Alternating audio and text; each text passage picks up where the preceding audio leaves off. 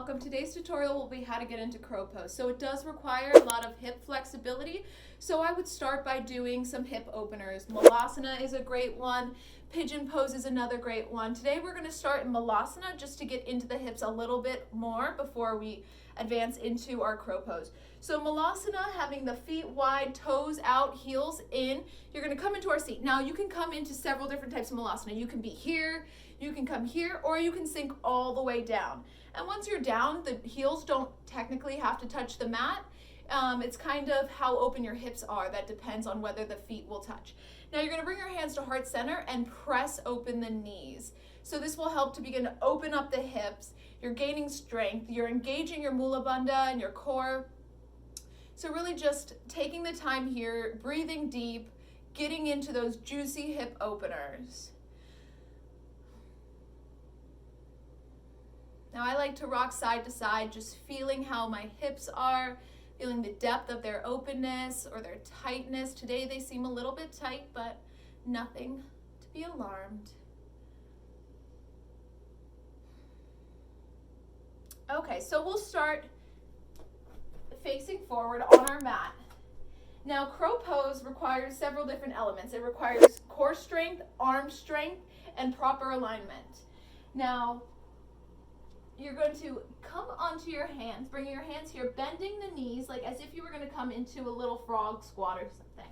So you're going to bend the knees, walk them in as far as they can go and as high as they can go in the arm bones or in the armpit region. So then as you begin to lean forward, your arms will tuck back to a 90 degree. So like this. So you're going to bring the feet as high as they can go, and as you begin to lean forward, the arms will bend to a 90 degree angle almost. Then you can pick up one toe and maybe you pick up the other foot, and using the fingertips for stability here, you're going to look forward and really draw the feet into the glutes and squeeze the core.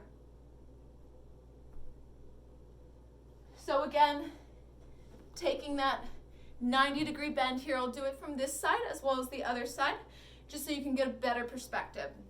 So again, hands come out, walking the feet in, placing the knees in the armpits as you begin to lean forward, lifting one foot, lifting the other, hugging in the core, tucking it, and maybe you begin to straighten the arms if that's too easy. And then we'll just release the feet back down to the mat. Just taking a nice little wiggle. Good, and as I said, we'll do it on this side as well. So again, planting hands,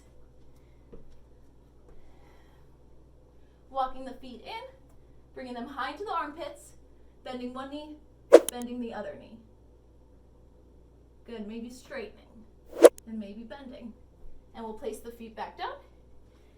And voila, there you guys go. Crow pose or Bakasana. Enjoy it, play. If you fall out, it's all part of the play. Make sure to look forward in front of the hands, as that's one of the biggest reasons why people tend to fall out of their crow pose. But again, it happens to me all the time. So just take it day by day, don't get frustrated, and enjoy. If you liked my video, please subscribe. Namaste.